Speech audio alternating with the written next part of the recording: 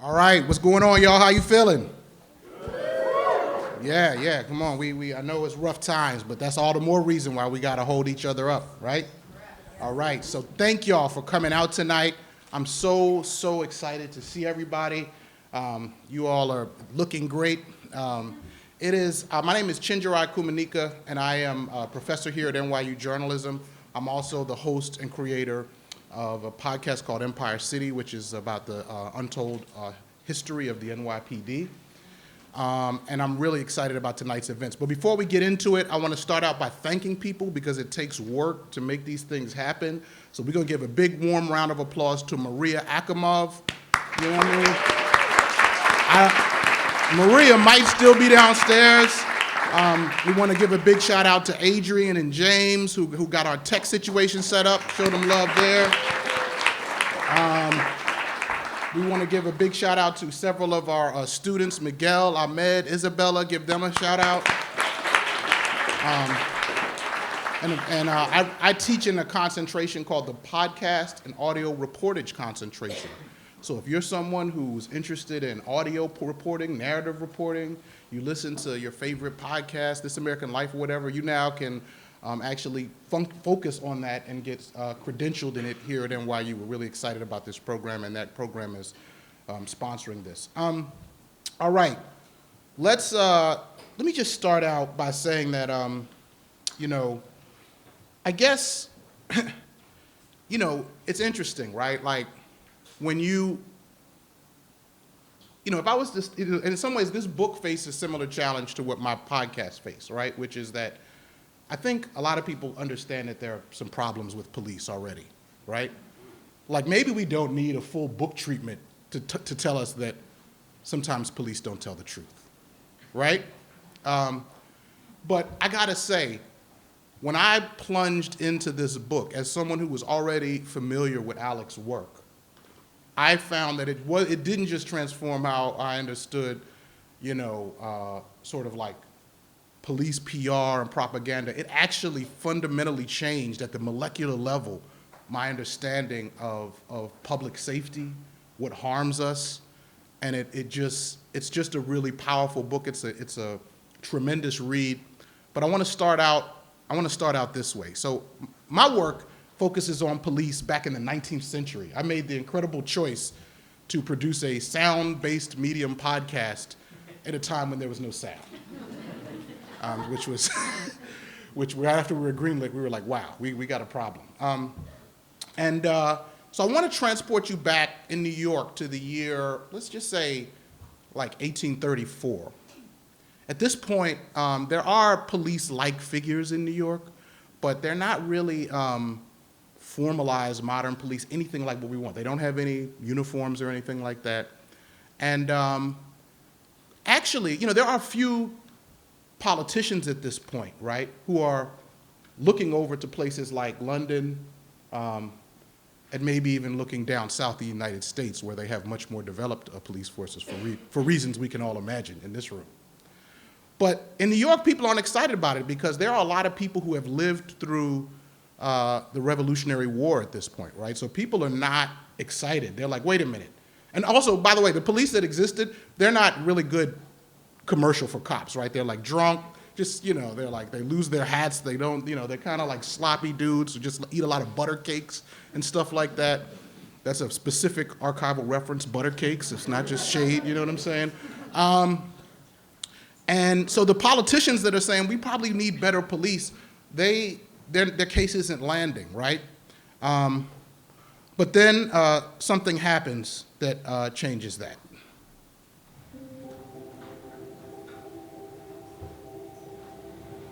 So the year is 1841, and there was this young woman named Mary Rogers, a very lovely young woman who worked at a tobacco shop, a cigar store over there, actually. It was where the cigar shop is, believe it or not. Greg Young hosts the Bowery Boys podcast, and he's an expert on old New York. Greg and I are standing next to a Gilded Age fountain in City Hall Park, right across the street from Mary's tobacco shop. Everyone is smoking. Everyone from City Hall, all of the politicians. And this woman, Mary, she's a plug. She sells them good tobacco and chats them up. She's actually kind of a local celebrity, both for her beauty, but also like It seems like she had good rapport, she had an interesting personality. One day, in the summer of 1841, Mary's lifeless body is found floating in the Hudson River. So just imagine, you're living in 19th century New York, and you're hearing about this murder. But who's gonna solve it? Again, you don't have the sort of forensic science, right? You don't have this whole apparatus that can solve this. So, these are some of the things that happen that affect the conversation, right? And one of the people at the forefront of changing that conversation should not have surprised me, but did surprise me when I was doing the research, because I was familiar with the political discussions. But the more we looked into it, we found that it wasn't politicians who actually had powerful voices back in the day, right? If you think about it, there's no television, right? So politicians really, this idea of a government and having a kind of like these sort of more developed government that for Americans, all this is new, right? We're still relatively new into modernity at this point, right? And so City Hall wasn't powerful. But some people did have a lot of power, and that was people who had been making media and newspapers. And one guy in particular named James Gordon Bennett was really powerful.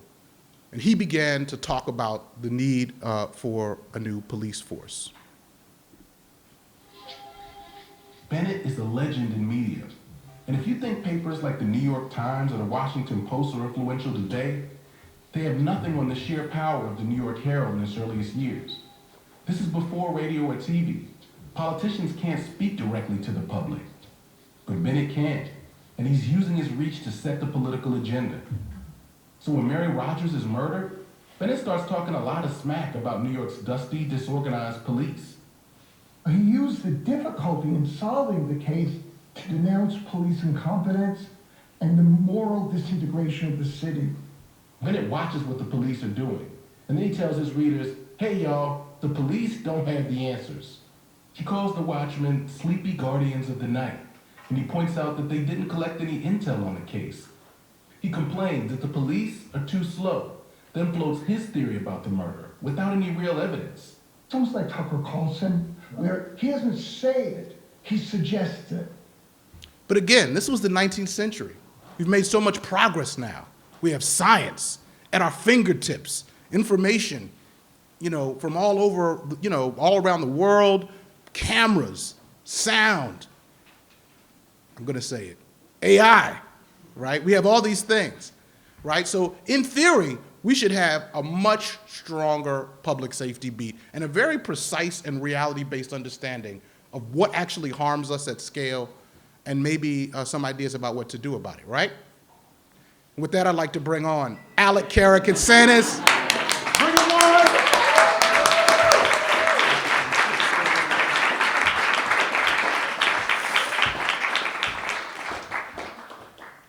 I should join you here, and I'm going to try to, and without messing up my thing here, just so. All right. Okay, so, Alec, I wanted to start out this conversation by just hearing a little bit about how you got into this kind of work. And I mean, and I don't know how y'all learned about Alec, but I will say out the gate, I learned, somebody said Twitter. I mean, I was like, yo, I've never seen somebody excoriate people in such precise, robust ways on social media or about their reporting, where I started feeling sorry for terrible reporting on the New York Times. I was like, damn, you didn't have to go that hard. So, but Alec, you said that you actually got it. Part of what started affecting your thinking was you actually trying to pitch stories to reporters about certain things.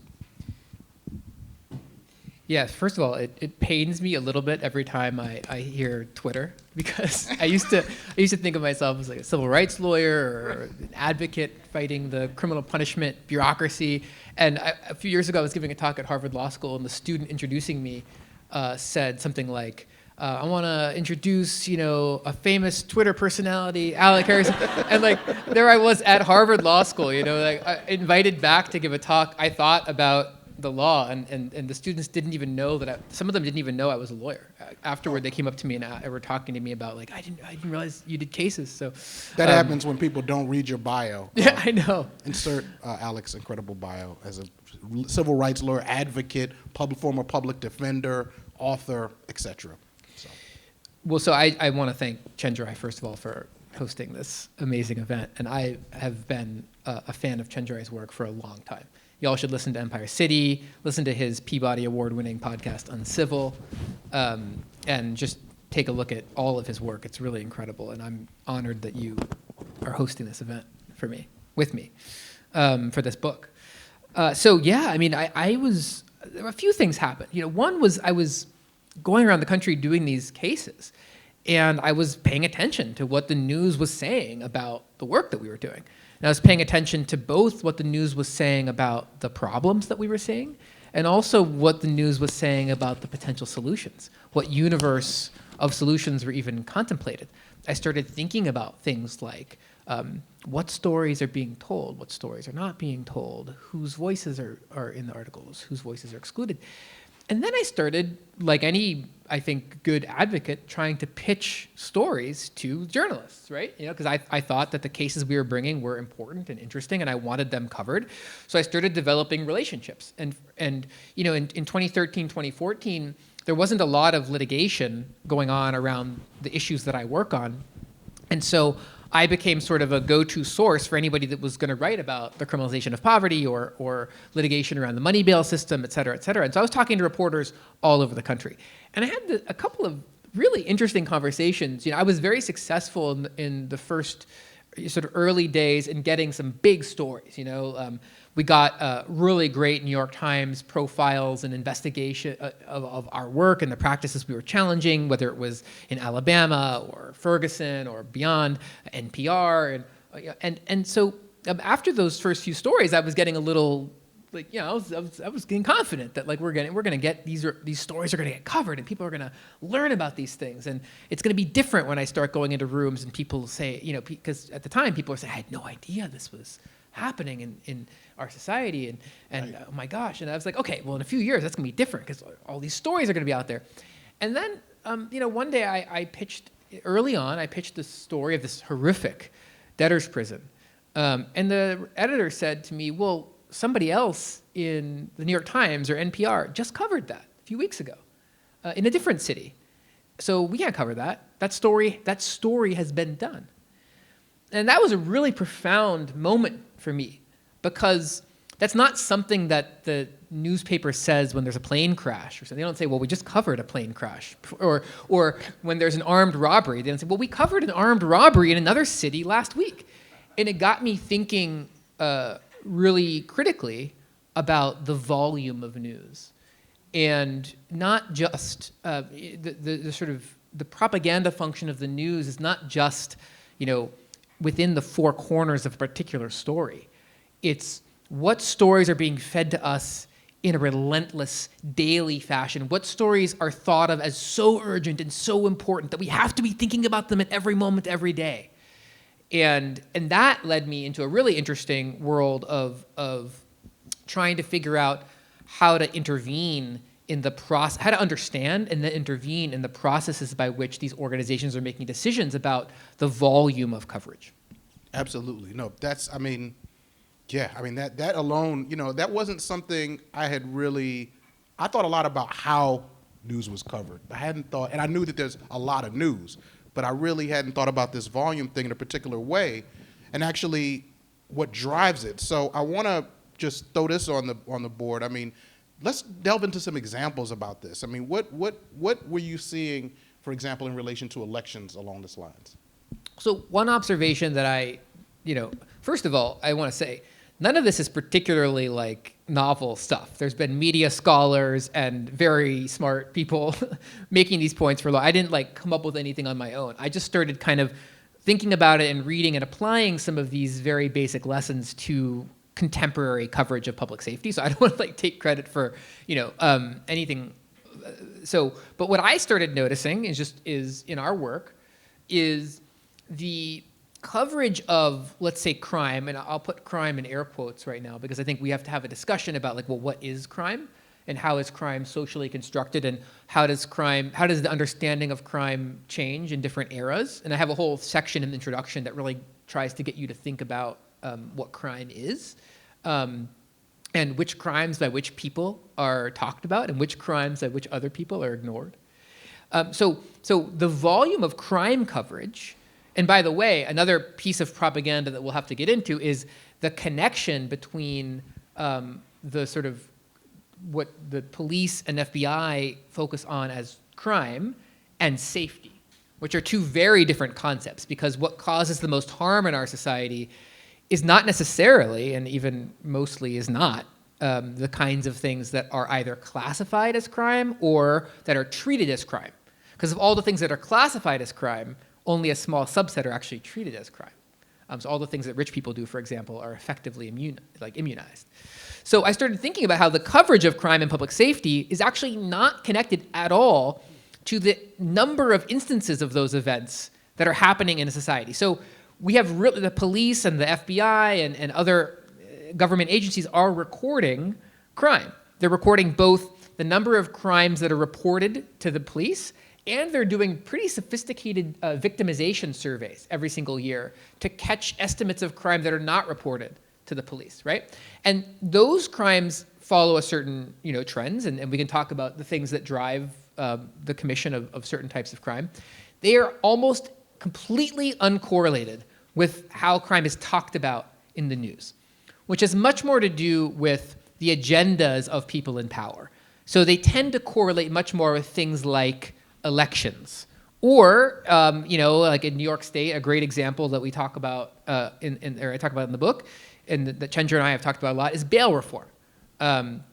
So in the run up to a vote on bail reform, you're going to see different patterns in crime coverage, not because crime is going up or down or whatever, but because there's an agenda and somebody wants to make crime or that particular type of crime news. And that was such a powerful intervention. Like, so you see here, look, we see here's first 6 months as the election is getting going. And then look at this drop off, right? After the election and coverage, right? So you really see that, again, this is not, and just to sort of dial it in a little bit more, look at this. And, by the way, one of the great things about this book is even if you're familiar with some of these arguments, and I guarantee you won't be familiar with all the arguments in this book. I thought I was. This is what I do. And I was like, oh, man. But this book is full of receipts. You know how you just need the receipts to make the case to people? This one is going to, load you up with those receipts. So, for example, just look at this really compelling graph, right? So you see what's actually happening, right, in that, sort of darker line in that graph. But then look at the coverage, right? And I think that that's really important for people to see that data because, for example, even me living in New York, right? I'm living in New York. I have a 5-year-old daughter, and, I know this stuff, and yet this volume of coverage coming through, it even affects how I move through the world, right? Like it literally goes into your body and makes you start surveying the world when in fact, right, when I hop in my car, I'm doing something probably more dangerous than a lot of the stuff I'm thinking about every time, for example. So I just thought this was really powerful. And another powerful component of this, I think, is about sort of what's not being covered. You want to say something about that? Sure. So if you think about daily local news, how often do you see a local TV news story on the people that committed tax evasion the night before, or the people that committed wage theft, or the number of times that the Clean Water Act in your city was violated the day before, or the number of times the Clean Air Act was violated, and so on and so on and so on. The coverage of, and I'm only picking those examples because those are criminal examples as well, right? There are over 100,000 violations of the Clean Water Act every single year that we know of, and most of them we don't even find out about. One of my favorite things I was looking at, when I wrote my last book, I was desperately trying to get some of the people I was criticizing in the book to debate me in public. And we tried really, really, really hard. Yes, please. I know, right? And it turned out we had, universities trying to get them, foundations, and as soon as they found out what was being proposed, none of them would want to do it.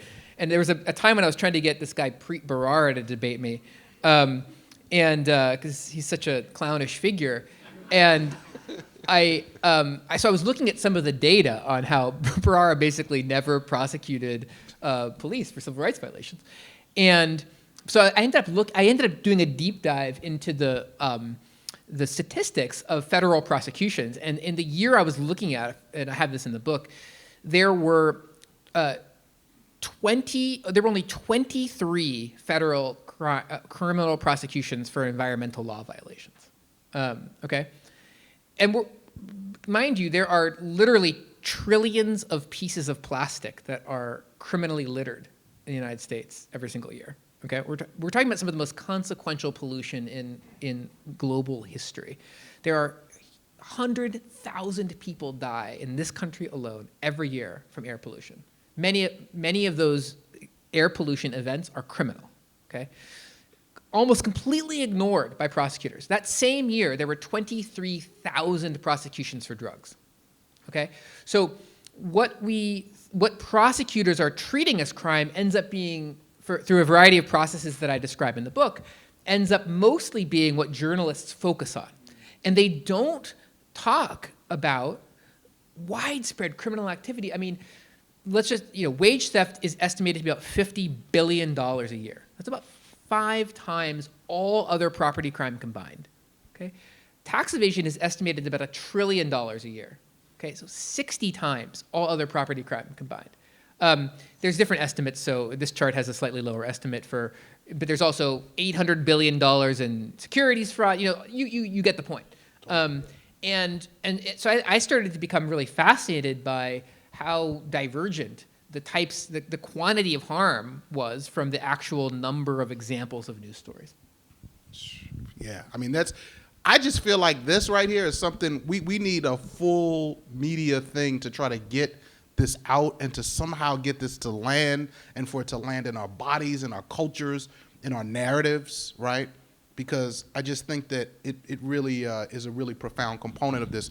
That in fact, and I think I just would say to my journalism students, for example, we have a number of wonderful concentrations here at NYU Journalism, including science, health and environmental reporting, which is a great thing. People doing great work, but in a way, that sort of needs to also be thought of as a public safety beat, I think, right?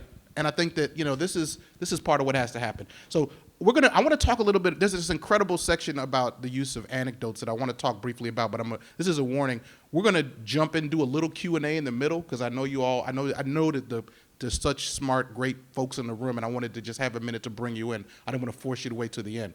So be thinking about your questions, because I'm going to come at you in a minute. Be thinking about this. All right. So you also, it's not, again, so we got the volume of things being covered, the way in which this is completely disconnected. The volume of coverage is not disconnected to the sort of rising and falling rates of harm or crime or whatever categories we want to use. But there's also the way people are kind of justifying and making this case. So you told me about this, and you talk about in the book, this headline that you saw, and I just want to give people a sense of this headline, because I want to hear what you learned about it. So here's this headline, and hopefully we can get it to play. Let's see here. When it comes to gun violence, 2020 never ended. Shootings and murder rates spiked that year, and those numbers have stayed high. Just yesterday, there were shootings with at least 3 fatalities in Houston, Detroit, and Bend, Oregon.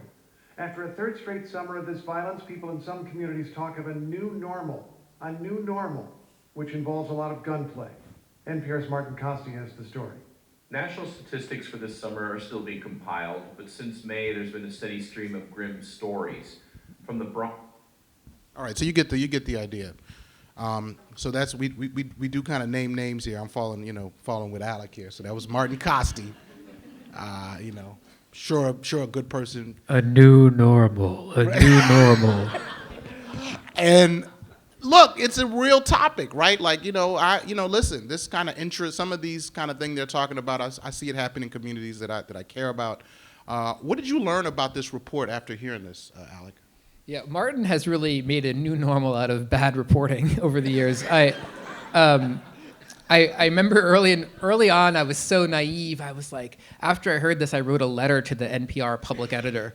And they actually responded to me and agreed that the report was ludicrous, and they agreed to do some internal training and things like that.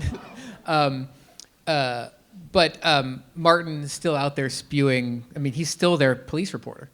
Although so one of the things I do in this book is I give comedic awards to different journalists. And so Martin has his place in the Copaganda Hall of Fame. Let's see if he debates me in public now. But we don't have time to get into everything wrong with this article, and Martin's whole career really is a smorgasbord of propaganda. But he concocts this notion that there's this new reality that we're all living in of extraordinarily high homicide rates, and what are we all going to do? And by the way, the reason for this is defund the police. And I was interested in figuring out what is he, when I read or hear a story like that, and I do not listen to Martin's voice, so I read this article. I didn't. This is the first time I've actually ever heard it. Thank you for that. You're welcome. A lot of people get like songs stuck in their head. I get like bad reporters' voices. Earworms. Yeah, exactly. So I was, well, what is he basing this on? And so, first of all, let me just say that the number of homicides was actually down in the year he published. He published this story in a year that homicides had then gone down. So he's talking about the prior 2 years, okay? Another important fact to keep in mind is that police funding had gone up. So police forces had not, in fact, been defunded. We can talk about what happened in Seattle where Martin lives. I'm going to invite him to my Seattle book event. Yes. But the basis for his assertion, the entire premise of the article was further down in the article under a heading that says less risk of getting caught. So I guess he's making an argument that there is less risk of getting caught for murder now. The only support for that, keep in mind, the less risk of getting caught is his only support for the idea that defund was the cause of more murders, which is actually a false premise to begin with. Of the spike, which it wasn't a spike. And keep in mind, even with the rise in homicides in 2020 and 2021, we're at like lowest levels of homicide in 30 years. Like we're lower than it was 30 years ago. Okay, so his only evidence was a random guy that he talked to in Seattle, and he quotes this random guy as saying that the reason that he thinks people in his neighborhood are committing more crime, which was not even happening, is because of defund the police. That's the entire evidence in an NPR national news story about defund the police causing more murder. One dude is his data. Well, it was a very impressive guy. Right. And I mean, I talk about this a lot in the book too. There's a whole other element of this story which is very painful for me as an advocate for people who are harmed by the punishment bureaucracy, but something a lot of liberal reporters do is they weaponize the lived experience of people who've been directly impacted by the system. So Martin in the story makes a big deal of the fact that this person had been formerly incarcerated. And even formerly incarcerated people of color know that defund the police is a bad idea, because he found this one person to say that. And I assume, by the way, and this is something we'll get into, I think this is one of the most important aspects of the book, is the selective curation of anecdote. Like, I don't question Martin that this person said that. That's not the issue, right?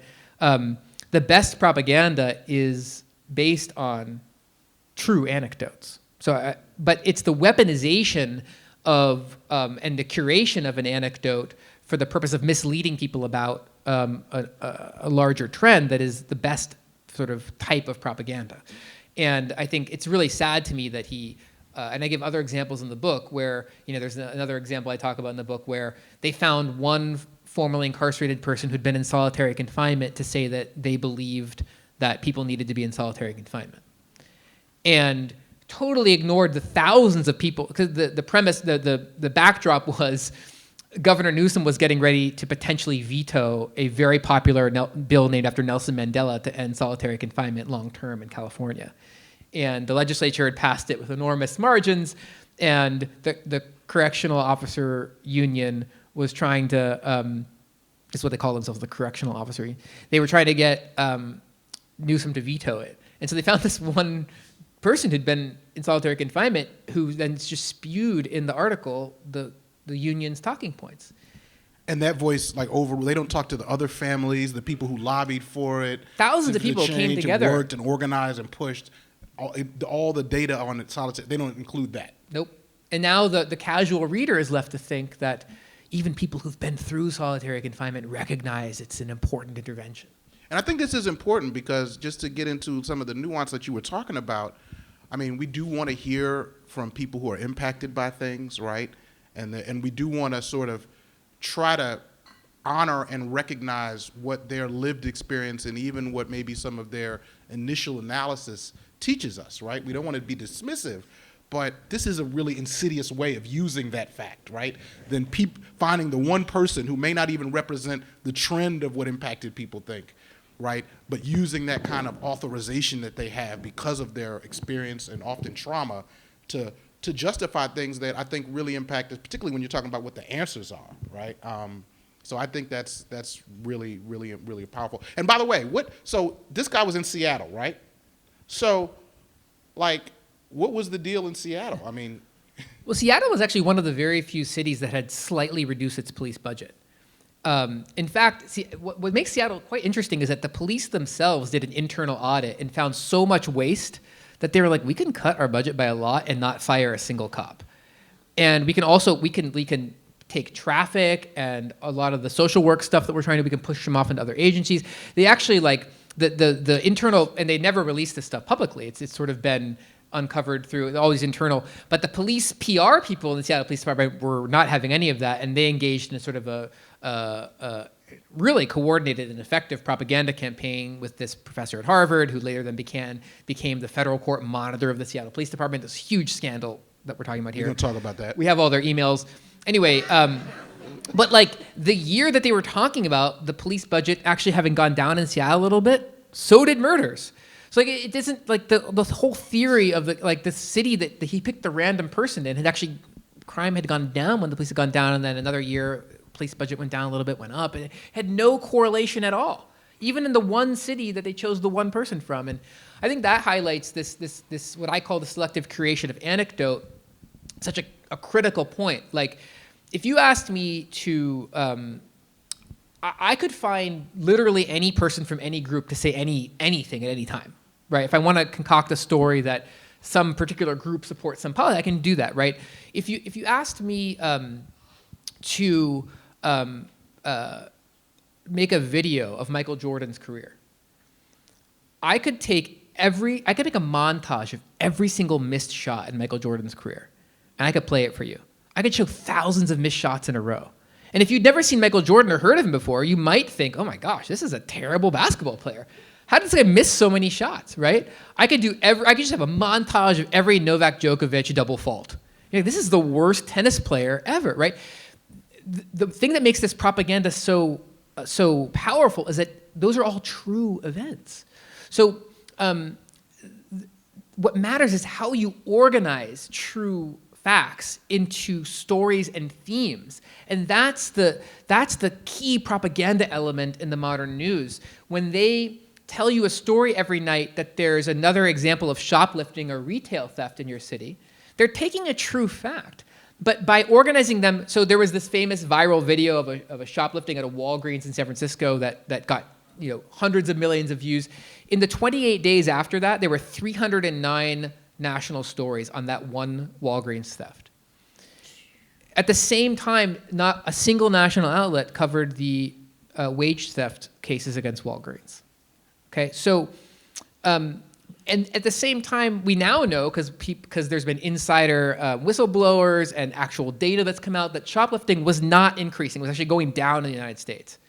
But for a couple of years, everybody thought retail theft was skyrocketing, and every major politician in the United States was task forces, extra money for cops, more money for prosecutors. What was really going on was not just the sort of election stuff in 2022 and the reaction to the 2020 racial justice uprisings, but a lot of these retail stores were actually colluding together to socialize the cost. They were trying to fire a lot of their internal staff who watched out for things like shoplifting and socialize the cost of their own security to police officers. So they're there's all these interests behind what you see in the news.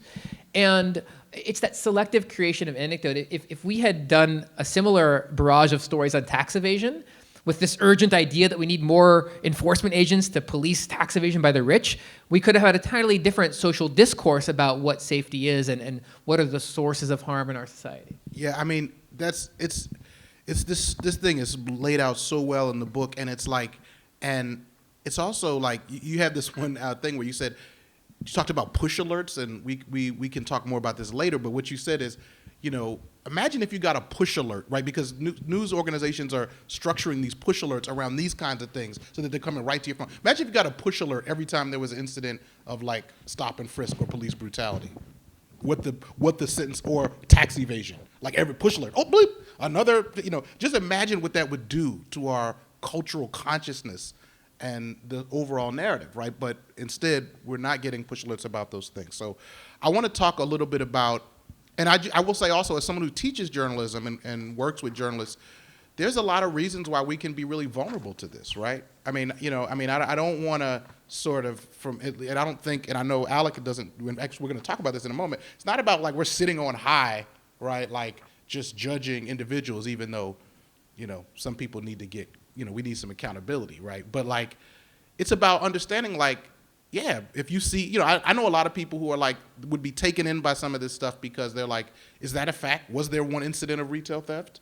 And then that becomes everything else, the context get crowded out. And when you have 300 people doing that, but no one covering wage theft, this has an effect. So let's just pause there. I don't think we have a mic set up, but I trust you all to use your voices to do some Q&A. Yes, you have a question for us? Oh, yeah. Oh, we got a mic. Great. Thank you, Miguel. I'm sure you can hear me regardless. Just a few minutes, yeah. Eleni Manis. I work for the Surveillance Technology Oversight Project. So I'm a friend, but I want to play devil's advocate. What's the name of the project? And nice and loud. I work for the Surveillance Technology Oversight Project, so Yes. Police Accountability and Privacy Organization in New York City. So I was going to say I'm on board with the agenda, but I want to play devil's advocate because when I think about the crimes that get coverage, they're crimes with victims who can be interviewed, a shop owner. You can go to the crime scene and speak to the person who was violated. When I think about wage theft, sure.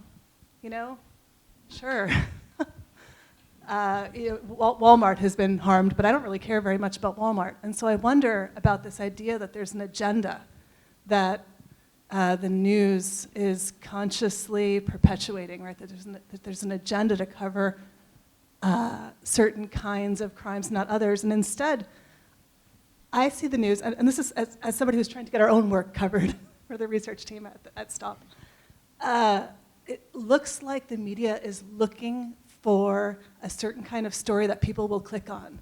And the kinds of stories that folks click on are, here's a crime, here's the victim, here's the story that you're used to. It's kind of sensational. And that's something that wage theft doesn't have, that tax evasion doesn't have, at least unless it's an especially well-told story. So what makes you think that there's an agenda aside from getting people to read story after story after story in a news environment where the pressure is on to just produce a lot of content?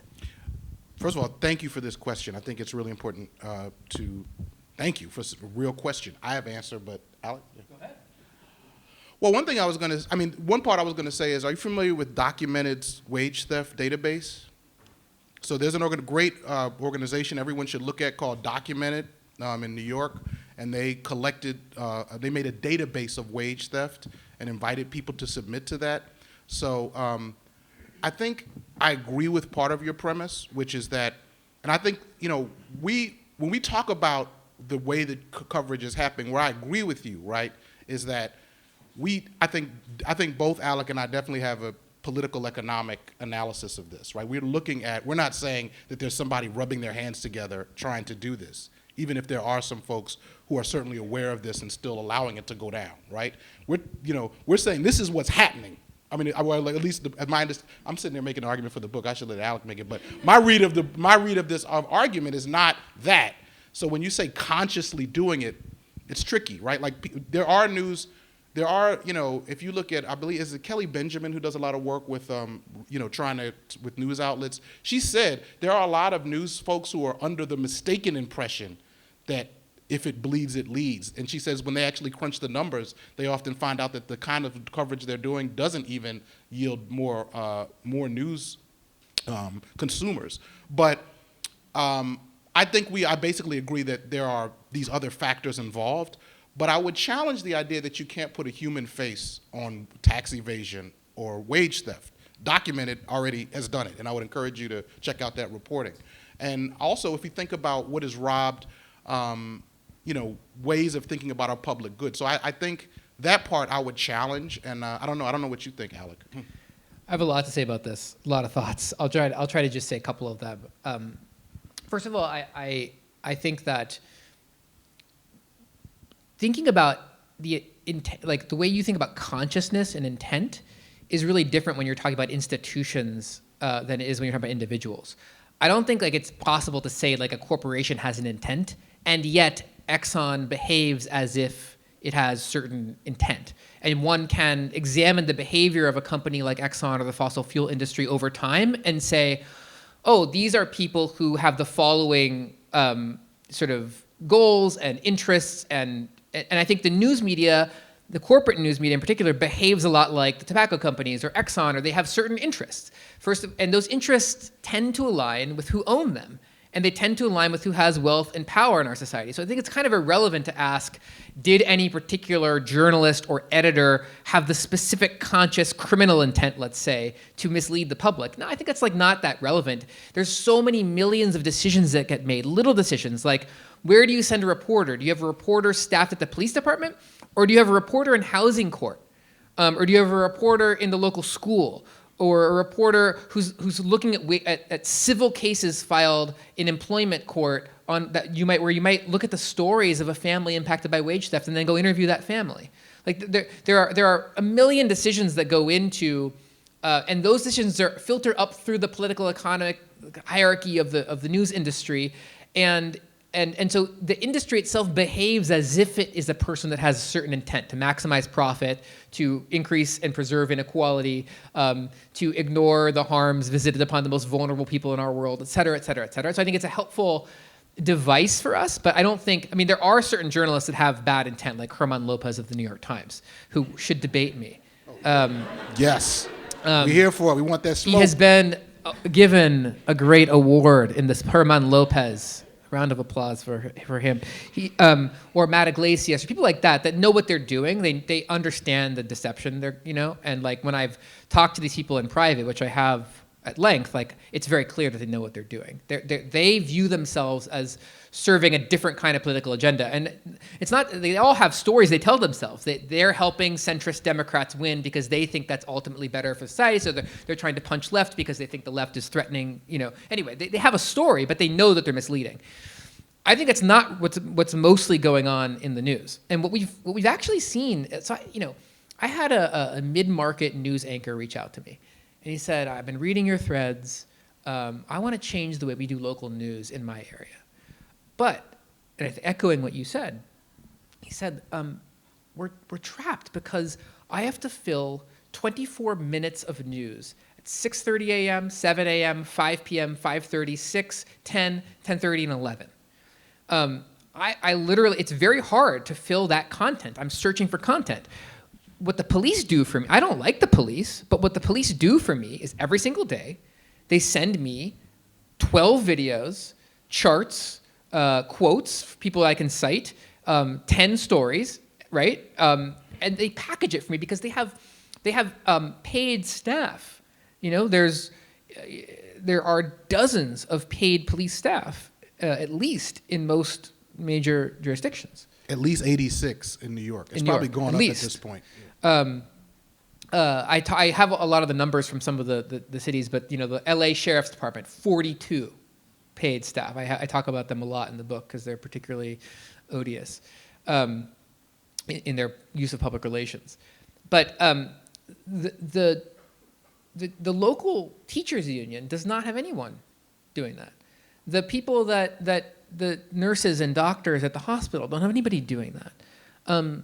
So what I did with this reporter is I started introducing this reporter in a more systemic way to local public defenders, local teachers, government bureaucrats who test the water for lead, who test soil, people who do workplace occupational safety stuff.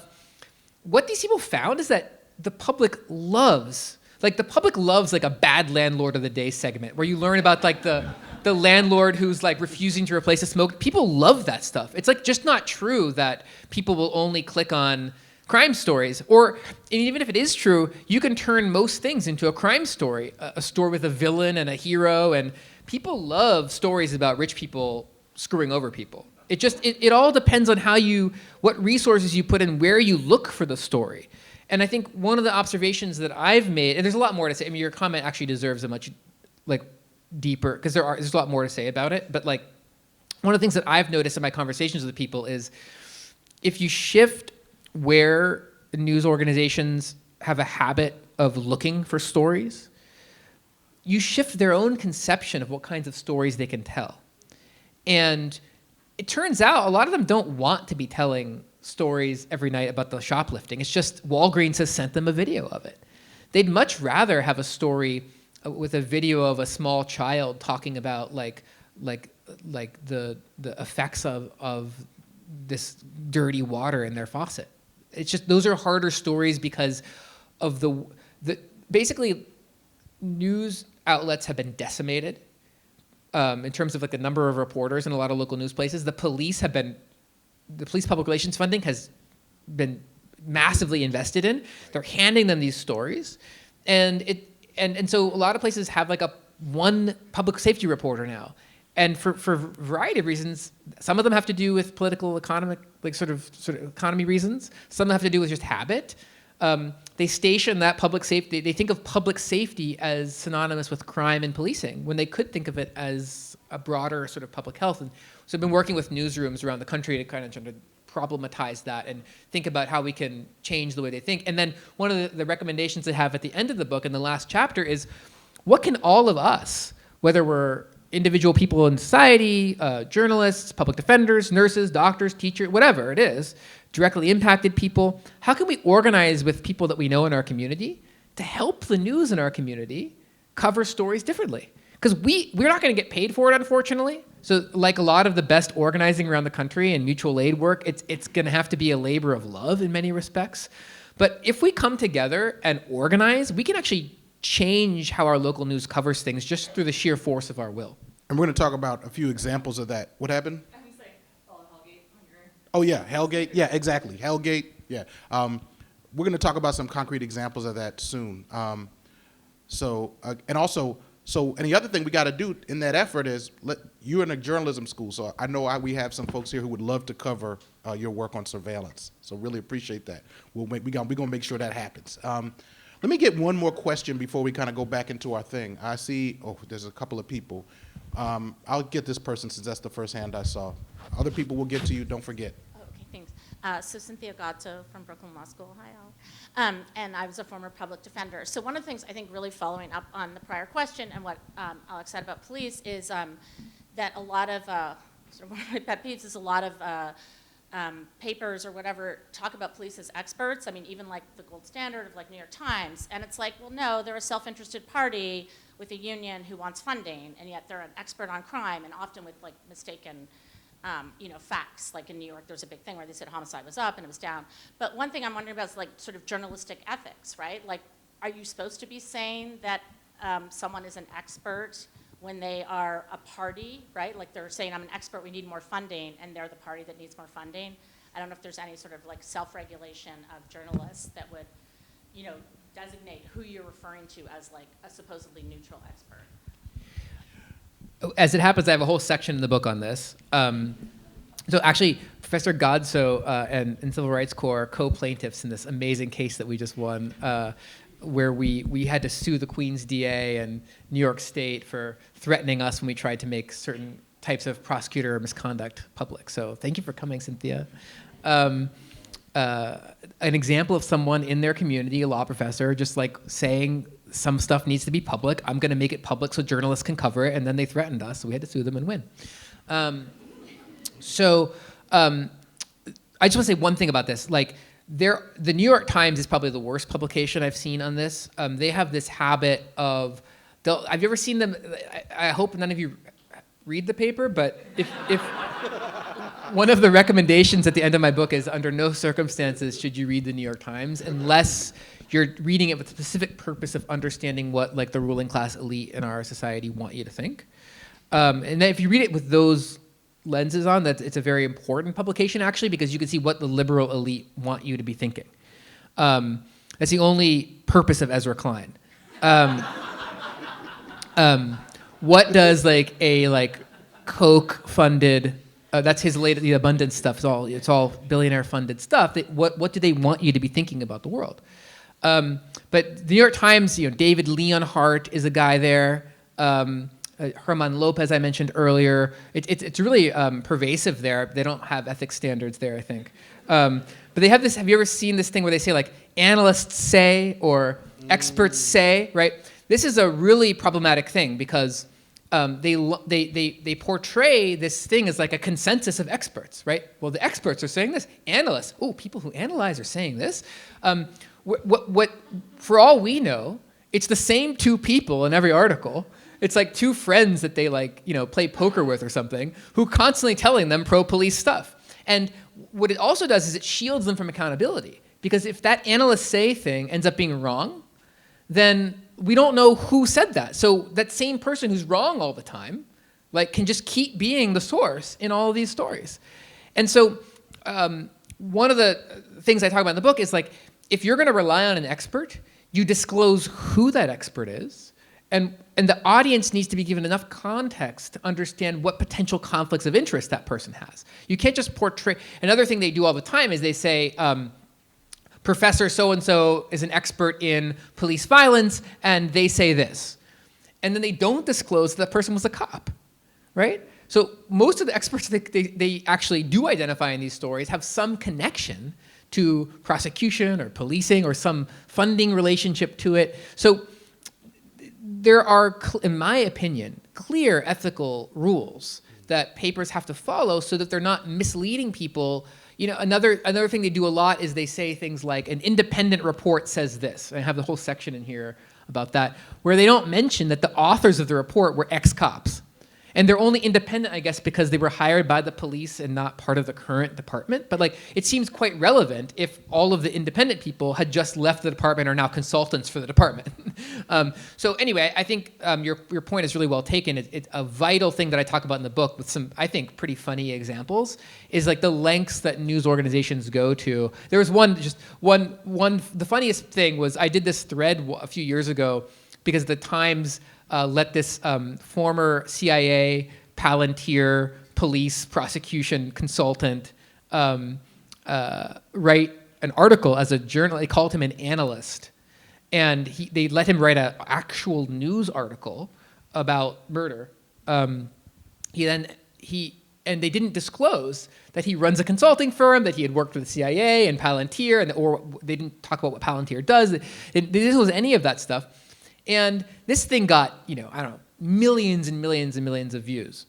And then another Times reporter reached out to me and said, well, okay, so the paper has internally, we've decided we're actually not going to let him do that anymore. We're not going to let him write as a journalist anymore. I was like, okay, great. And then I tell the story in the book. For the next several months, other Times journalists are writing reports where they just cite this guy as an analyst. And they just didn't ever disclose. And then they started disclosing his company name without saying, well, this company has these contracts with these people. It's just, at that level, of course they know what they're doing, but that's New York Times. But I think your point is really well taken about the you can, if someone is portrayed as a neutral, you can get them to say, like, you can get a liberal audience can accept a lot of things from a neutral person that they wouldn't accept if you told them it was coming from a cop. And that's the reason they do that. Thank you. Let me do this. I want to get back to the Q&A really quickly, but one of the really interesting things you talk in the book is how academics and scholars get drawn into this sort of apparatus of police publicity of ostensibly neutral networks, right? Because I should say, as a PhD holding academic, that we are above this kind of interested, business-focused thing, Alec, you know what I mean? And I resent the idea that you would accuse us, you know, of being part of this, right? Because we have research techniques, right, to get to the real data, different methodologies, right, and our own ethics. So what are you basing this claim that academics are somehow complicit on? Like them, I just made it up. I don't actually have any evidence for it. But if you say something and you say it enough times, people believe it. So I think... I am thinking about a specific example here, which just to see if I can... Oh, there it is. Oh, hold on. Yes. Wow. This is an academic paper, by the way. These things are peer-reviewed, okay? They don't just come out anywhere, Alec. This one is actually not peer-reviewed, which is another interesting... Oh, there you go. No, but that's important. It's important to understand that people just assume that something appears in a journal published by MIT and Harvard, that there's some vetting going on. And so it's important to understand who these people are and the kind of nonsense that you know, passes the most prestigious filters that our society has set up. This is probably my favorite chapter of the book. I have a particular interest in exposing the fraud of elite academia in many respects. You know, I've spent a lot of time in elite academic institutions. I collaborate with a lot of amazing professors at a lot of elite institutions. But I have to say, and I also spend a lot of time at other academic institutions. And no offense to Chenjerai, who is one of the, in my view, one of the country's leading public intellectuals. But the biggest factor that distinguishes professors at the most elite schools and professors at the lower ranked schools is their willingness to serve power. It's not like they're smarter at the elite schools. It's they are willing to devote a life of work and study by and large to things that don't threaten the most powerful people in our society. Every single person, I guarantee you, I don't know if they're going to admit this. We'll see if they debate me or not. Yes, please. Every single person like Chris Lewis and Adana Usmani, who are two young, up-and-coming, fancy Harvard professors, pre-tenure, they understand something very important. The way to get ahead in an institution like Harvard is to do scholarship that serves the most powerful people in our society in some form or fashion. The bar for scrutinizing your work, if you are anti-police, is so much higher than the bar for scrutinizing your work if your scholarship is useful to the police or to the military or to people that own a lot of things in our society. That's just a fact. Everyone at those institutions knows it. They don't have to be told it. There's not going to be some like smoking gun memo at Harvard telling young scholars like, hey, like cool it a little bit on the advocacy for Palestine. Well, actually, there might be a memo about that. But cool it a little bit on the advocacy, you know, against police. We don't want that here at Harvard. You know, they don't have to be told these things. You know it. And the reason you're at Harvard is that you know it. If you were somehow naive enough not to know it, you'd be at a much different school that has a different type of reputation. So I just want to say that point right up front. So the other thing that's, I think, extremely funny about this is this article called "The Injustice of Under-Policing in America." This article was published in something called the American Journal of Law and Equality, which is a really beautiful title. I talked to some students at Harvard. It turns out this journal was created at Harvard after the George Floyd uprisings as one of the concessions to the student protesters. It was like, okay, we're not gonna hire more critical race theory scholars. We're not gonna change the underlying economics of Harvard. We're not gonna really scrutinize what our endowment is doing. We're certainly not gonna divest from bad stuff, but we will start a new journal, Law and Equality. And I think it's incredibly amusing that basically right after they started it, that journal started publishing articles about how we needed more police. I mean, you can't make this stuff up. And so there's so much to say about this article, but I don't even know where to begin because there's a whole. I mean, well, one thing was I noticed there's one premise of the article, as I understand it, is that this lies in this concept of under-policing, right? Like that there are not enough police, right? And did you have any sense of what they base that on?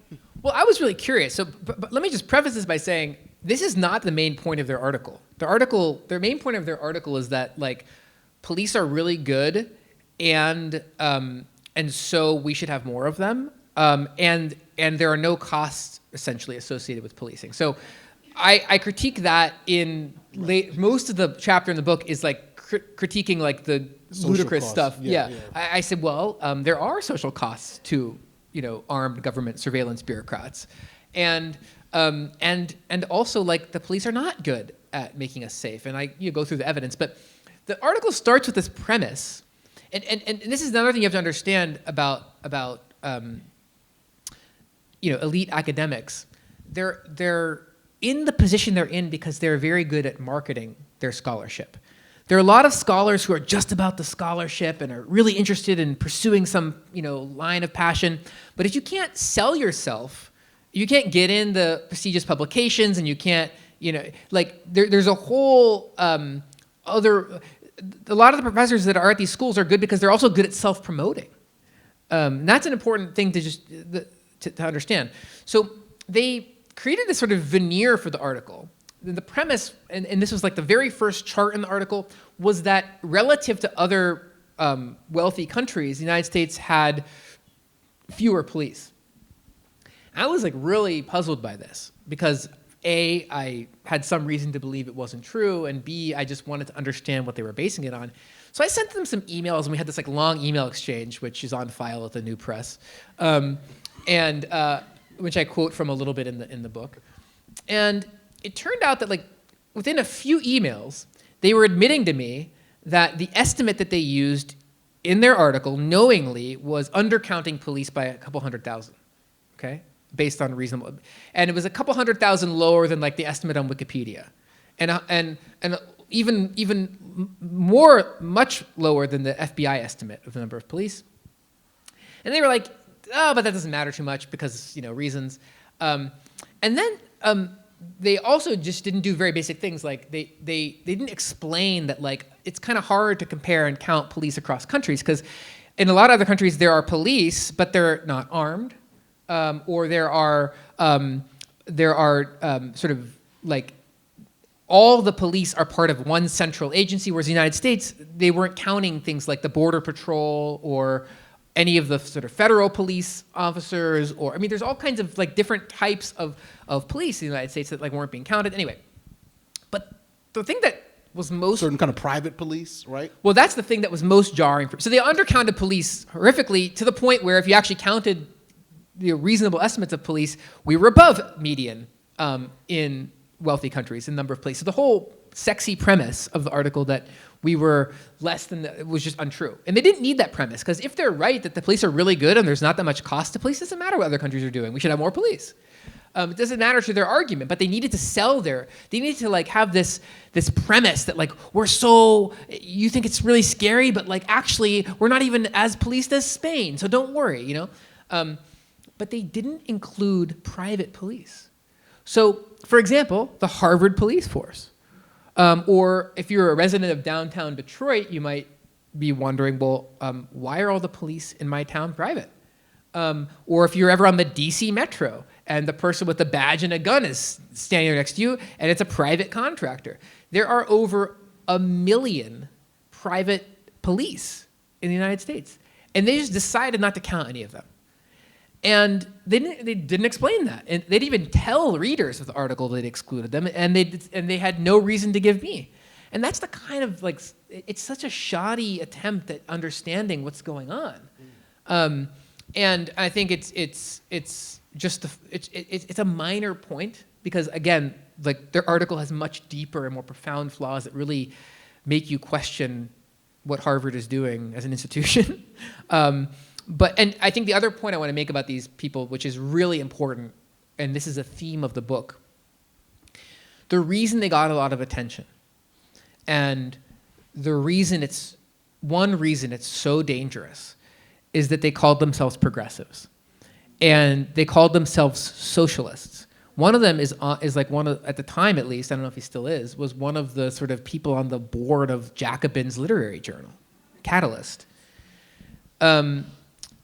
They said to me and in public that they only reached this conclusion that we need, and they proposed, by the way, adding 500,000 more cops, the largest increase in policing in modern world history. They only reached this conclusion with great reluctance, and it was painful for them. And that is a propaganda. That is a form of propaganda that you see that I talk about a lot in the news. There's a lot of these what I think of as sort of false flag operations. There are people who portray themselves as progressive, or there's a directly impacted person trotted out for this.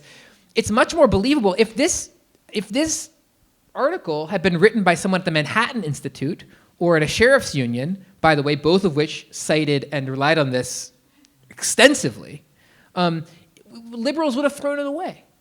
But because it's progressives who share our values, who've studied this, who came to this conclusion as a last resort. And by the way, the other funny thing that they do is they say, well, we reached this conclusion because we want more equality in our society, but we realize that more equality is not possible because poor people have no power. So given that poor people have no power and that we're not going to get more equality in our society, we're not going to get better healthcare, housing, we're not going to get more investment, given all that, if we care about crime, we have to increase police. I mean, it's like saying, given that no reasonable good social change is possible, we should all give up, and we should have a police officer stationed in every bedroom. Yeah. Yeah. I'm not even gonna try to follow that up. Thank you. I wanted to bring that out, and I think I do want to eventually, but we'll try to. You're going to expertly weave this into the Q&A. What these people went on to do in their work with the police, but. What I want to do is I want to move to Q&A, and what I'm going to do is I'm going to take, like, let's say maybe 2 questions at a time, because I know that, like a freestyle rapper, Alec is very good at weaving these things together. So I got one. Somebody over here was waiting for a while. Have you ever been over here waiting? Oh, nobody? No one? Okay, yes. Yeah, your question, and then we'll take one more, and then you'll answer. Go ahead. Hold on 1 second, because we're taping, and yeah. You mentioned that you've been working with newsrooms to, I guess, improve the coverage. What are, like, the deficiencies that you're seeing in the newsrooms? Because to me, somebody doing an article with one source, like that's literally just a person in their neighborhood, that's like some kind of serious journalistic malpractice. So, like, what are you seeing are the deficiencies? Great, thank you. Yeah, Ben back there, the person all the way back here.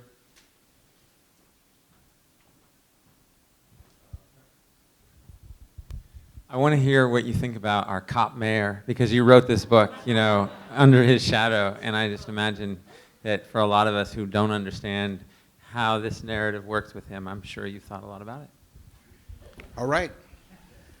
So I think that's a really key question. I can't do it justice here, but I'll try it a little bit. I mean, the reason I can't do it justice is there are so many deficiencies. One that comes to mind is most news outlets are not tracking who their sources are. So they're doing no systemic, rigorous analysis of who are all our reporters talking to. What are the demographic biases? And are they all white people? Are they all ex-cops? Are they all from this one neighborhood? Are they all friends of this reporter? What types of expertise do they have? So there's no systemic, in the sort of operational manuals, there's no effort to systematize and track the types of bias that might be creeping in to news coverage. Another is there's no accountability. When something like the stuff in this book happens, very rarely is there an actual acknowledgement of what happened, an explanation to the public of how it happened this way. And that is a very profound problem because people are losing faith in journalism. And people don't know what to believe. They don't know who to believe. And that is so dangerous because there are really important things that we need to know about the world, and we need to have people that we trust to tell us things because we can only experience a tiny sliver of what's going on in the world. We have to trust other people to mediate, everything that's happening in the world and distill it for us so that we can make decisions. Like where should I live and what career should I have and where should I send my kids to school and who should I vote for and what policies should I support? All of the things in life require us to rely on other people for information. And there's this thing that Hannah Arendt talked about that I think about a lot, which is like the purpose of a lot of this propaganda is not to like make someone believe any one lie. The deepest purpose of it is to make us not trust anything, because the people who can't trust anything are much more easily controlled, and they don't know what truth is anymore. And that's what I think is so profoundly harmful about, in particular, the Times, because it has this propagandistic slogan: "All the news that's fit to print." They want you to think that there's nothing happening in the world that's not in their pages. They are telling you everything you need to know. They have these like little sub-headlines: "Everything you need to know." It's like, everything I need to know? So this pretense to objectivity is another big problem. There's all these deficiencies. I mean, there also, I had this realization when I was having an argument with this liberal Times reporter, where I also realized that most of the liberal reporters I was talking to had never seriously engaged with what I would consider more radical left critique. Whereas people further on the left are constantly consuming what the liberals are writing. But the liberals are like never consuming like some of the best and greatest scholars of our time. And so there's a real failure to understand how power works, how politics work. They're not like consuming sort of the best texts in sociology and anthropology and political science and history, and nor should that be an obligation for every journalist. But by and large, the sort of liberal elite, they're under no social obligation and they're under no kind of professional obligation to actually consume the most rigorous stuff that's being produced. And so there's this real imbalance where we are constantly forced to consume what they're putting out there, but they're actually not thinking critically about their own work, and they're under no accountability. And to be fair, they don't often have the conditions. Like there have been a few fellowships that allow journalists to go and really study, because to your point, on one hand, I'm not arguing every journalist has to become like a critical theorist and read the whole Hegel and all this other stuff. But like at the same time, if you're commenting on capitalism, I need you to have actually read some critiques of capitalism, right? Like, and if you're going to comment on public safety, you need to read the Politics of Redress. Some of the smartest stuff I got came from abolitionist work. And I'm not just talking about stuff now, I'm talking about like Angela Davis published a whole list of European abolitionist work. People have studied this stuff. It's out there, the Politics of Abolition. There's a whole body of work. So my whole thing is, I will say, if you're going to write about that and report on it, then yeah, you got to read that. If you don't want to, then maybe report on something that you do want to read, right?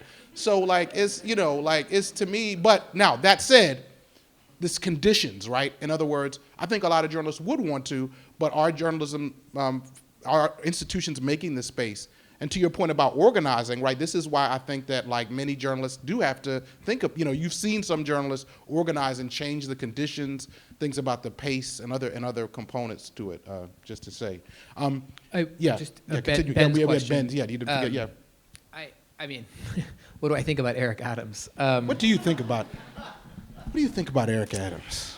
I have a section in here on a entirely fictional mayor, Eric Badams, and I use this fictional mayor to walk through a whole set of what I think are some of the deepest. I think one of the most important chapters in here is called "The Big Deception," and it's about how one of the big flaws in news coverage is it focuses too much on individual actors and doesn't provide an explanation for why things are happening that is part of a longer causal chain.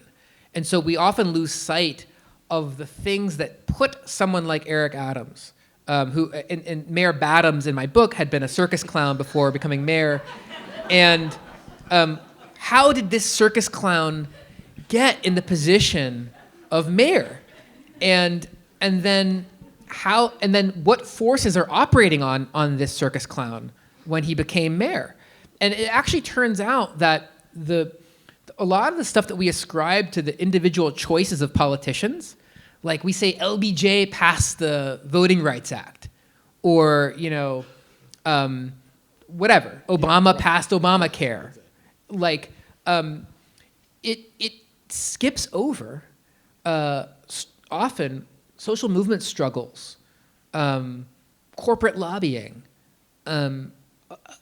thousands of things that are happening. And look at Trump, right? So much stuff is attributed to him singularly, right? Not the apparatuses behind him. Absolutely.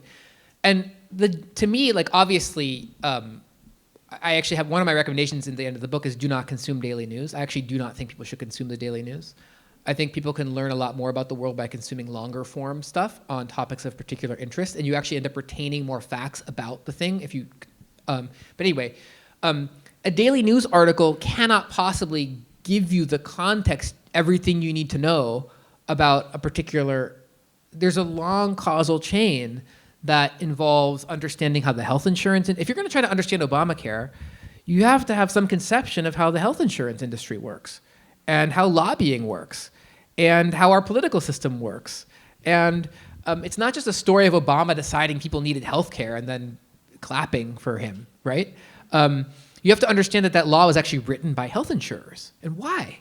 And why have the profits of the major health insurance companies skyrocketed in the wake of Obamacare? These are all stories that just aren't told. And so for Adams, I actually personally find him incredibly amusing. I mean, obviously there's a lot of horrific and violent and painful stuff. So I say that with a little bit of, I try personally to find ways to laugh through a lot of the horrors that we work with in jails and prisons and the civil rights work that we do. And Adams has provided that one video where he teaches people how to search their kids' rooms has been very important video to me developmentally.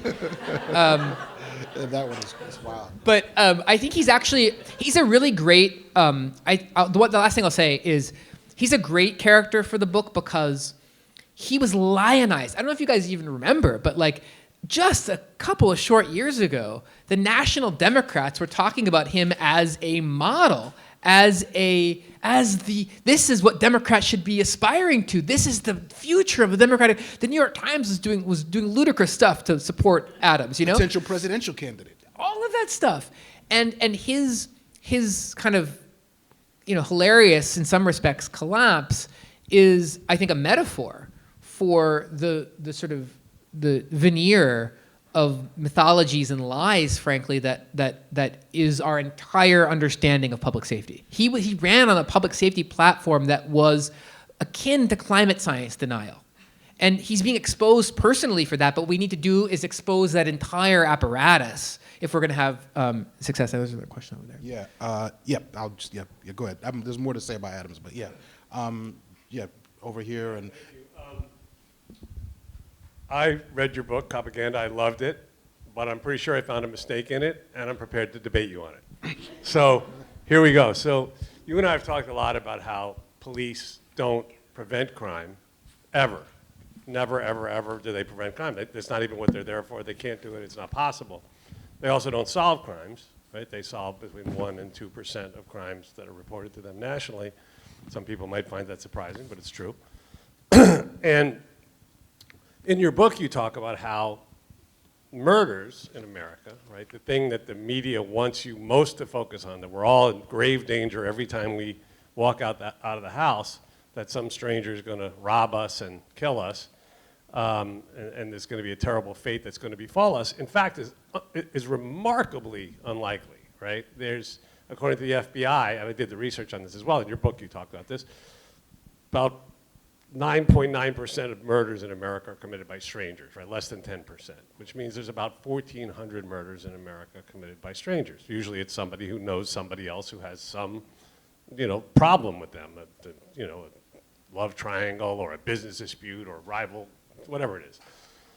So with 350 million people in America, if you're unlucky enough to be one of those 1,400, you're just really fucking unlucky. But that's beside the point. The point that you made in the book is that police murder lots of strangers every year. We know that, between 3 and 4 a day. And you made the point that if you're murdered by a stranger in America, there's a 33% chance that that stranger is a cop. But I did the math. It's actually 50%. So that's where I have a problem with you, because they reported that they murdered 1,215 civilians last year. But we know that they lie a lot, right? They said they didn't murder George Floyd until the video came out. Same with Ronald Green, et cetera, et cetera.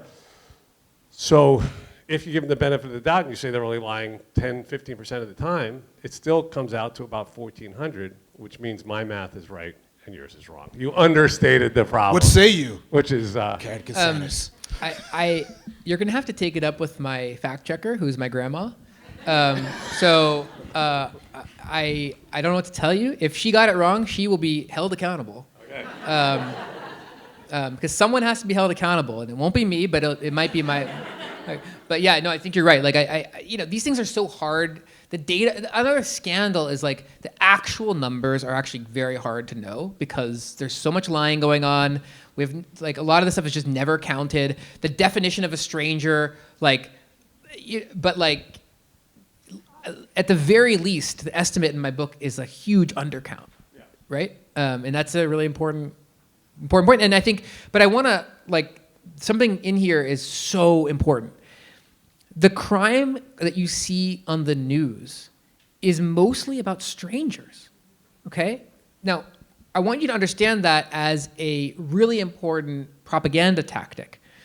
Because of the mythologies around police, they don't want you to think about how most sexual assault and most violent crime is committed by people who know each other. Why don't they want you to think about that? Well, because most, if that's true, which it is, a lot of people don't think about the police as a solution to that. That's not how the police have marketed themselves. The police aren't even attempting to address child sexual assault or intimate partner violence or acquaintance type crime, right? That's not what is the theory for how police even do that beyond deterrence, which has been discredited. So the police want you to think about raids and patrols and officers in the subway or whatever, but that's not what's happening with most violent crime. And to think about the actual root causes of what causes a person to harm someone else or two people to harm each other, which is actually very common, it's a much deeper story about what our society looks like, about poverty, about housing, about access to healthcare, and access to mental health treatment, about toxic masculinity, but all of these deeper things that require a totally different kind of investment than an investment in an armed government bureaucrat. Wow, and it reminds me of something Ruth Wilson Gilmore said to me, which is that she said we were motivated into the idea of police abolition because we wanted to understand, and this is not a quote, but she said what caused people to turn to violence to resolve problems. And you think about that, it's like that's not something actually that police at least profess or perform or invest in deep curiosity about. But I take your point that it's almost like what I hear you saying. I want to make sure we're getting this right, which is that the imaginary that fuels whoever it is that believes in police funding is imaginary about stranger violence. Like we have to imagine somebody else doing this thing that is statistically not happening. Which is that in the ballpark? Yeah, I have a really good example of this in the book. Where there was a tech executive in San Francisco who was murdered, and there was a frenzy in the media. Everybody assumed that it was a homeless person who had killed him, and so there was nightly news coverage, all this stuff, and it emerged rather quickly that it was another tech worker who had killed him, or who was arrested for having killed him. I think it's who the police later arrested and accused of killing him. And once that happened, once another wealthy tech person who knew him, right? It was a fight that appears to have something to have happened with the guy's sister. And anyway, at least that's the police story. All of a sudden, all these politicians are coming out, and they started saying things in the news like, oh, okay, this killing does not have anything to do with San Francisco's real public safety problems. Think about, sometimes they actually just say the quiet part out loud. If it's a rich person or a non-stranger, it has nothing to do with public safety. And there's a lot more to that story, which I find very interesting, but that's a moment where they say the quiet part out loud. The police and crime waves and all that stuff, it's about making you afraid of poor people, immigrants, strangers, black people and other people of color. Like, that's what it's primarily about. It's not about making you afraid of the things that are most likely to harm you. And that's a really important lesson, I think. Yeah. Okay. We're I know running out of time here. So what I'm going to do is, and I want to be respectful of the time. So I'm going to take two.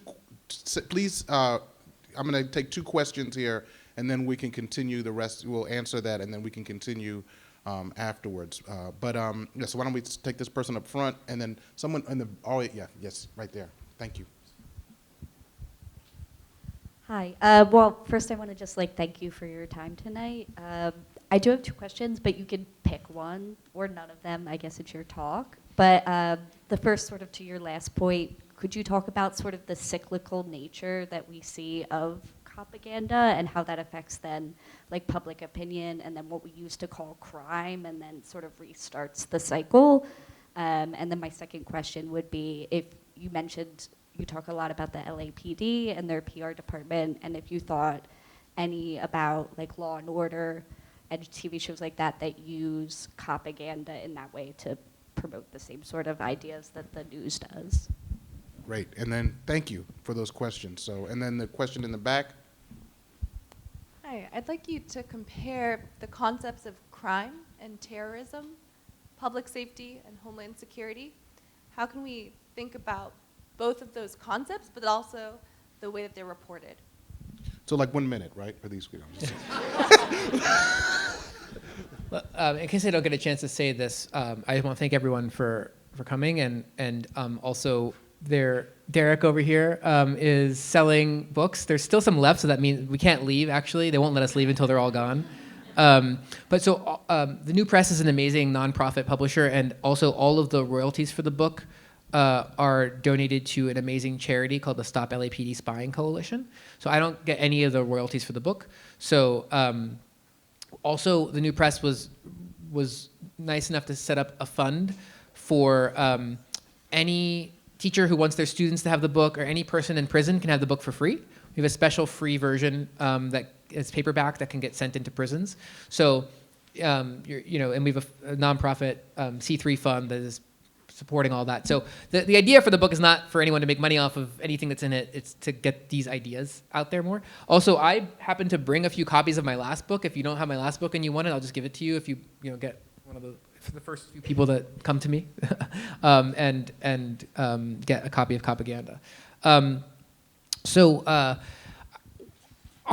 just say on the cyclical, I think the most important book ever written on this topic, in my opinion, or at least the book that, I don't want to make as arrogant a claim as that. The book that influenced my thinking the most is a book called Policing the Crisis by a collection, Stuart Hall, and a collection of of people working with Stuart Hall. It's incredible. It's profound. My grandma has called it the second best book ever written on these topics.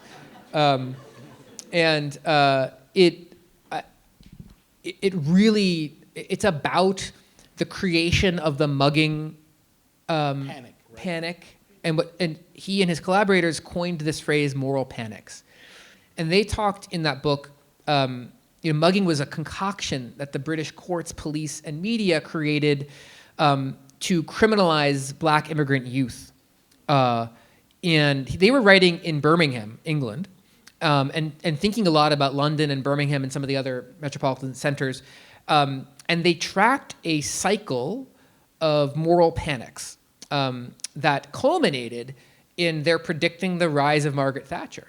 And the book is a really important book for understanding the complicity of like liberal institutions in reactionary far-right political movements by accepting their underlying logics and mythologies, and then producing overlapping cycles of Copaganda or moral panics around particular kinds of criminalized people. I don't know if you want to say anything about that too before I...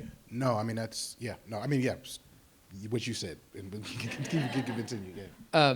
I know that Stuart Hall's been influential for yeah, Stuart Hall is huge, and that whole, that was a school. I mean, you see the School of Cultural Studies that he represents really was doing profound thinking about media, right, and the way it relates to our situation. So yeah, we should. And what was the second question again? Was it? Yeah. This is like one of the most common questions I get online too, and I'm sad to say the book like explicitly does not talk about fictional propaganda, although I think it's extremely important. Other than a passing reference to the worst movie that's ever been made, which is Spike Lee's BlacKkKlansman. Spike Lee was under a contract with NYPD when he made that film, which a lot of people don't know. I talk a little bit about why I don't talk about it in the book. Like it's already too long. As my editor Tanya Koch is here somewhere, who helped me shorten it. Shout out to the editor. Yeah, shout out. It's already too long, and there's so much to say, and a lot of people have said a lot about that. So I don't actually. If you're buying this book hoping for a critique of Law and Order, it's not going to be in the book. But basically, every concept I talk about in here is stuff that also happens in those fictional propagandas. I use the news as the sort of adversary. Anyway, yeah. So, and then the question about like terrorism and homeland security. I mean, I think people in the United States tend to like have a very insular kind of like American-focused view of these things, but like actually everything I talk about in this book and everything that's happening with domestic policing is really just an iteration of broader global forces, right? So, like most of what we're seeing in American policing is part of this complicated exchange and relationship with with imperial adventure around the world and colonial projects. And so like basically everything that's pitched to you all, I have chapters in here on this, everything that's pitched to you all as police reform is actually colonial counterinsurgency techniques that are like repackaged and brought back into American policing. The way that US police treat vulnerable populations, black people, poor people, people with disabilities, immigrants, is directly related to how the US military treats populations around the world and how other colonial countries. So that's a starting point for an answer to your question is like, we actually have to think about these things much more broadly. And a lot of the tactics that we now see popularized in media discourse around US policing were actually like developed and weaponized in the terrorism discussion. So the identification of a person as a terrorist and the way in which like that enables a certain kind of treatment is very similar to how Hall writes about moral panics with domestic policing. So I think like this notion of public safety is sort of a mirror image of this notion of like homeland security. It requires certain assumptions about, first of all, like whose security are we talking about? whose safety, what is a homeland, who's part of it, who's not, who's excluded, who isn't, who is a citizen worthy of protecting their safety, who is an other worthy of being policed, and who's a threat to that safety. The same is happening all over the country when we're having, whether it's debates about illegal aliens and immigrants and gangs, and these are all labels that to varying degrees enable us to treat people with a level of brutality and indifference that would not otherwise be possible. And so I think, like in many respects, the book is just a very small, like little anecdotal kind of like examination, study of the very particular way that larger process happens in contemporary American public safety coverage.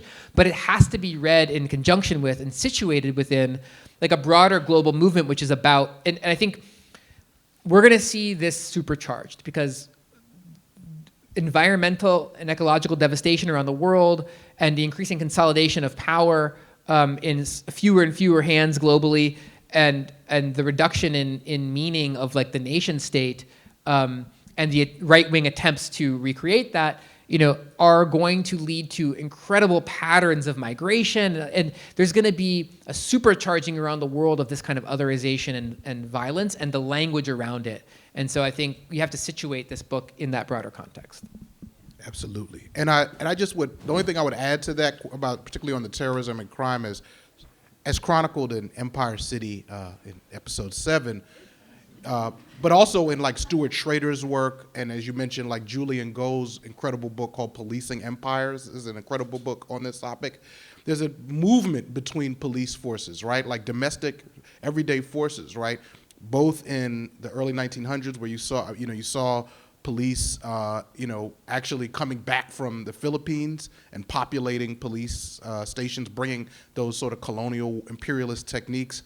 In the 50s, with the Department of Public Safety, Department of Public Safety, and being exported around. So there really is this what's called a boomerang coming back, and so it's not even just like a sort of metaphorical, discursive melding of policing and terror, right? And of course, Eric Adams, to bring it home, I mean, when Eric Adams is in Israel saying, I want to use their policing techniques, right, and bring it back to the Bronx, he's talking about, terrorism, so what he calls counterterrorism techniques that he's going to bring back to the Bronx. So at any rate, give a big hand, first of all, to Alec, Karakatsanis. Give a hand to Maria Akimov for doing this together, to the new press, to the editors.